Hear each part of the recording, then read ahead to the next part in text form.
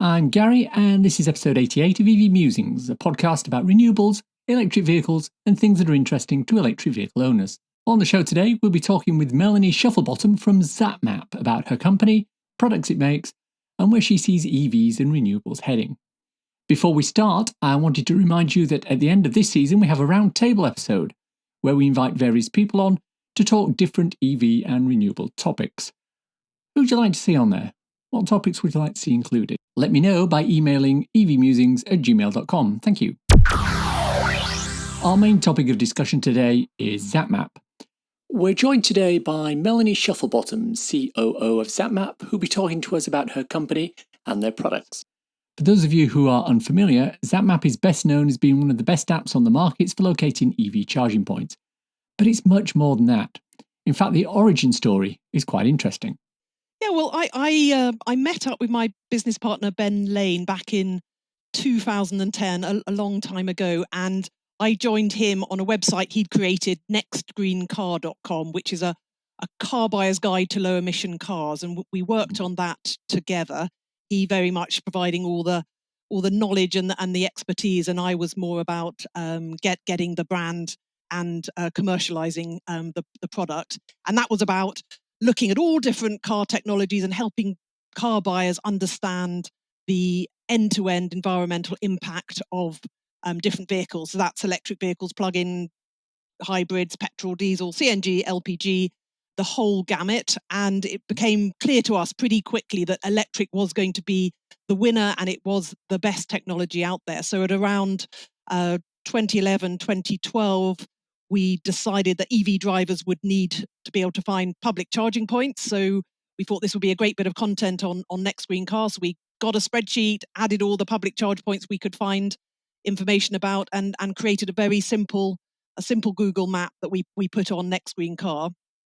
And that over the next few years became the most popular page on Next Green Car. And we thought, we've got something here. And so we started to develop it, and we set it free on its own URL, and created an app back in 2014, and now we're on version 6 of the app.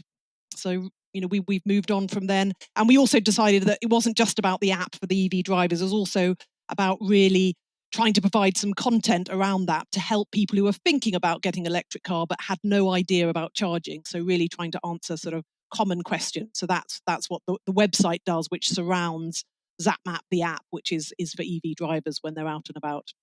So while many people look at Zap-Map as that tool for finding where your nearest charger is, it's very versatile. Sure, you can use it for finding a charger, you can even use it to check in and rate the charger, but there's a lot more functionality there, as well as more coming up. We'll talk about the new functionality shortly, but first, the one thing I wanted to chat to Melanie about was charger life status. At the moment, one of the key issues with chargers is knowing the availability of those chargers before you get there.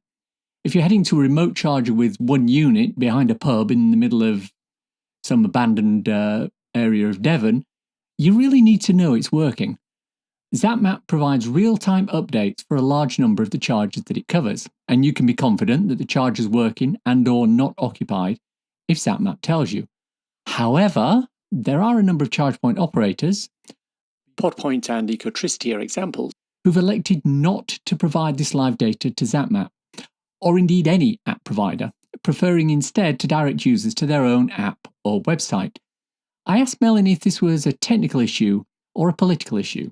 Oh, it's definitely not a technical issue. I mean, since we first started getting dynamic data or live status data on the app, we worked hard to develop relationships with all the different networks, and most of them have been great, and over time have realized the benefit of providing live status data, because it just helps the market and it helps EV drivers. But there have been a couple of networks who we've absolutely reached out to and had conversations with, and for whatever reason, not technical, they have been unable or not prepared to share their data with us. What do you think's underneath that? What's underlying that? Why do they not want to share it when others do? Yeah, it's kind of interesting. It's interesting. We thought about it a lot. I think there's a concern that once they provide data, that it's no longer controlled by them and it will get out in the public domain and it's commercially sensitive. That type of argument, or that they they just think the data's so valuable and they don't want someone else to have it in any way. So we have some companies holding out providing their live status updates mainly due to political issues. And personally, I can't see why that might be a problem given the large number of companies, such as Osprey Charging, who've already embraced this. I asked Melanie about the relationship that Zap-Map have with Osprey Charging. I mean, I think we've always seen Osprey as very much a really great focus company who is, they're very mission driven. They're trying to create a great rapid charging network. And we've met with Ian, and he's very open and very keen to work with third parties to make his network a success. And he's very focused on the EV driver, so he's always thinking about what can I provide for the EV driver that will make people want to use Osprey and that makes sense in the market. We spoke with Ian Johnston from Osprey Charging for episode 69, Charge Point Operators. If you want to listen to that episode in full, the link's in the show notes. Osprey Charging have worked together with Zap-Map on a number of initiatives, including the real-time status updates. One of the other things they've worked together with them on is Zap Pay. Now, Zap Pay is something that Zap-Map have put into place to facilitate paying for your charge through their app. Yeah, I mean, Zap Pay, the genesis of Zap Pay was really about the EV drivers. We're in constant dialogue. We get lots of feedback from our users, and really just wanting a simple cross-network way to pay. So it made sense to us, and we've got Osprey and ESB Energy live on the platform at the moment, and we're talking to many different networks about getting them integrated with Zap Pay as well. I mean, we currently have 70% of connected devices have live status data, so we have a relationship with all of those networks, and that's our ambition, is to get all of those networks onto Zap Pay and provide them with extra utilization and help the EV market. Given that 70% of the chargers they monitor give them live status, why are only a small percentage signed up to Zap-Map? At the moment, it's Osprey Charging and ESB Charging. The Life Network and Hubster are coming soon. Is this a technical thing? Yeah, I mean, I think the key it isn't just a case of them just being able to go, yep, I want to go on Zap Pay, and then the next day they're on. So there's a whole sort of integration piece. I think there's also so there's a technical integration piece, and there's also just making sure internally for each of the operators that it makes sense with their go-to-market strategy. And our conversations have been very positive with all the networks, and I think that the key thing is it's that how we see the market evolving is that there's going to be lots of different ways to pay. Some EV drivers are 100% happy with contactless. That's all they want. They want to charge on rapid chargers. They want contactless, and once that is out across all the rapid networks, they're going to be happy. Zap-Map produces a survey every year of the top charging networks in the UK. From the last survey results, charge point operators like InstaVault and Shell Recharge are higher on the list than companies such as ESB, who are already on Zap Pay. Would it make sense to focus on some of the more popular ones? Yeah, I mean, we've got lots of, or several charge point operators who are pretty close. So watch this space in terms of announcements. It would be nice to think that something like Zap Pay could become quite important for customers wanting to charge, because apart from anything else, with apps such as Zap Pay, you literally plug the charger into your car and then you can initiate the charge while sitting in the car itself. There's no fiddling with screens or getting RFID or contactless cards to work. It's very easy to do and has the potential to be one of the go-to methods for charging a car. It also makes sense for the CPOs to be involved in this. But of course, we know that there's only, out of the 25,000 public charging devices out there, there's only 3,000 or 4,000 which are rapid. And for those, the rest of the network, it really isn't economically viable to add contactless payment. So, if we as collectively as an industry want some kind of cross-network payment, there needs to be a solution. The charge point networks can see that this is another channel to market, which for some people, particularly people who are out of their current, their sort of normal place of where they charge, where they're sort of familiar with the networks, it's really important. It's important for people who actually want the app experience, so they want to be able to see payment when they're away from the charge point, and they can store their payment history. And of course, for fleets, it's essential because they need to be able to get the VAT payment and be able to charge back. So there's a lot of user groups for whom something like a cross-network payment system like Zap Pay is really important.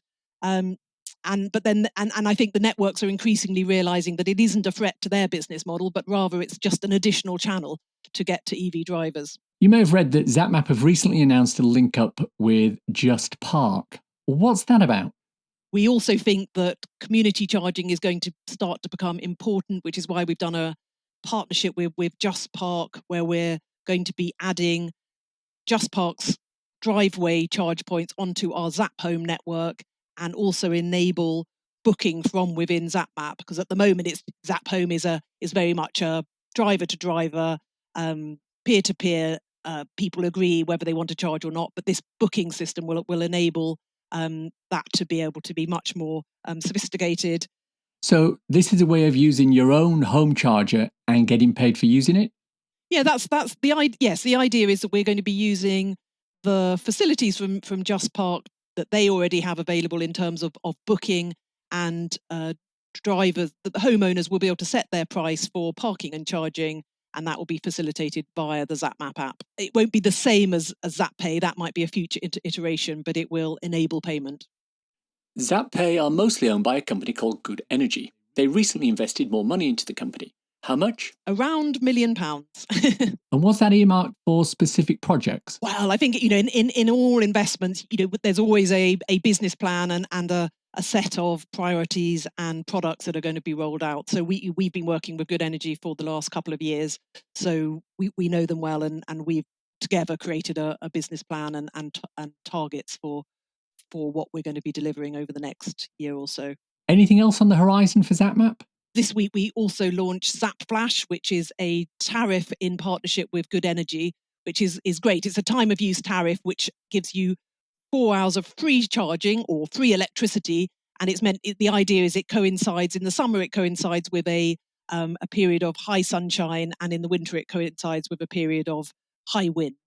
How does that work exactly? Yes, how it works, that every week the people who've signed up to the tariff will get an email alerting them of when this 4-hour period is going to be during the week, and that's going to coincide with a sunny day in the summer and a windy period in the winter. So they'll know sort of ahead of time when this 4-hour period is, and then they can charge their car or run their washing machine during this 4 hour, and they'll get free electricity, and of course 100% renewable. This is regardless of the underlying wholesale energy price, which is how companies like Octopus Energy run their agile tariff. So what about 12 or 18 months down the line? Where do you see Zap-Map then? Yeah, it's interesting. I mean, I think we're at a really great time in the market. We've got our 400,000 or so plug-in car drivers. We're going to get to maybe 10 million by 2030. So what we're finding exciting is we're moving from that early adopter to the mass market. And as we know, the early adopter EV drivers are a fantastic group of people who are keen to research things and find things out. But going forward, as we get to the sort of more standard drivers, they're just going to increasingly want things just to work and just be simple. So really our focus is around simplification, making things easy, really good UI, UX, and supporting the market as the new drivers come on. So that's sort of at a top level what our focus is. So we've got lots of ideas for new features around making route planning even better.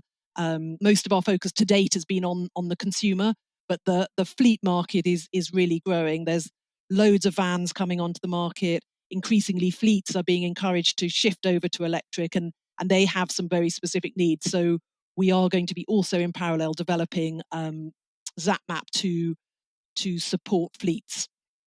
Ironically, in a world with adequate infrastructure and confidence that you will have chargers where you want in sufficient quantities with sufficient reliability, having a route planning app that allows for charging stops shouldn't really be needed. I mean, at the moment, nobody plans a route to include petrol or diesel stops, do they? Yeah, I think that's interesting, actually, because I think there will still be a role for planning, because I think that there will be, it will become a lot more sophisticated. But imagine if someone wants to do some people might want to do the fastest route, some people might want to do the cheapest route, some people might want to do a route just using renewable energy. There's all sorts of different scenarios I can think about that people might or will still need route planners. I mean, people use route planners just to go from A to B using a fossil car at the moment.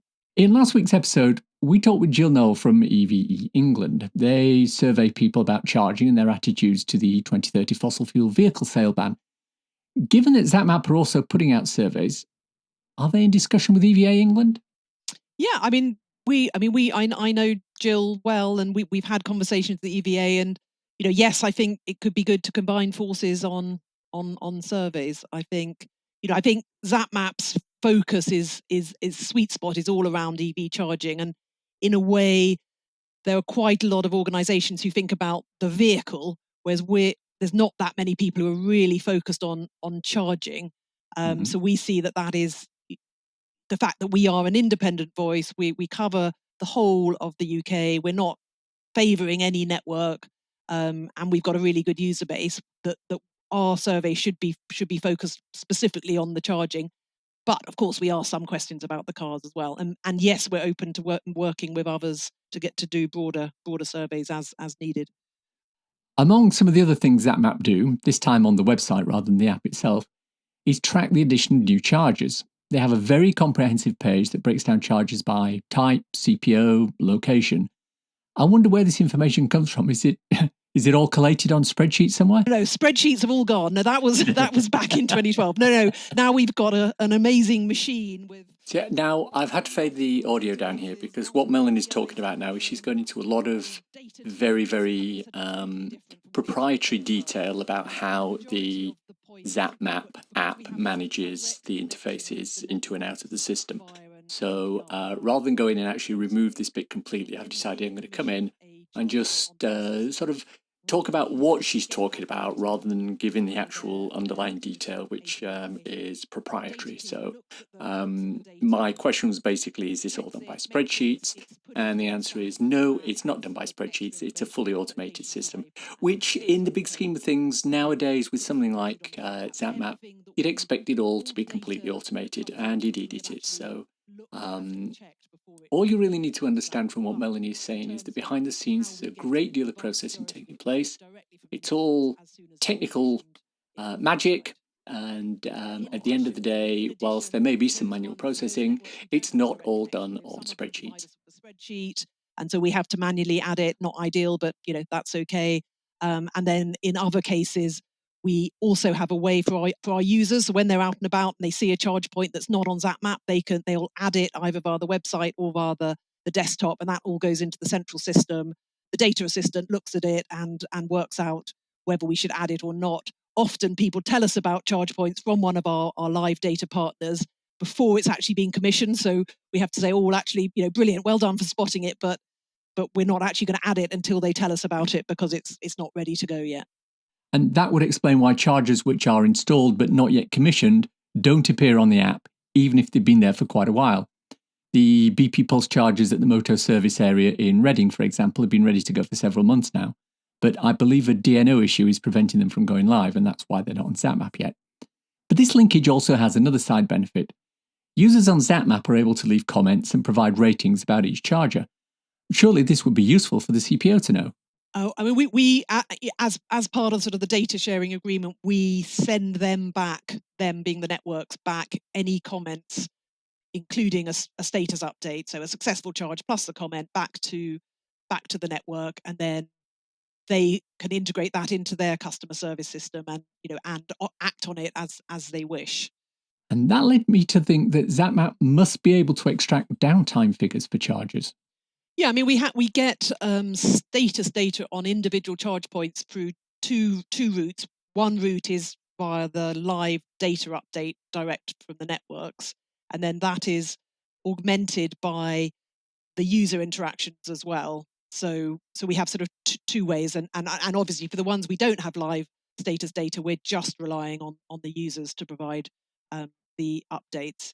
Yeah, I mean, that data that we have it's commercially sensitive, so we wouldn't just publish the information out in the market. That's a shame. I can't help but think that publishing availability stats for each charger or each charge point operator might be an enabler to encourage a quicker response time to some of the chargers that have been out of order for a while.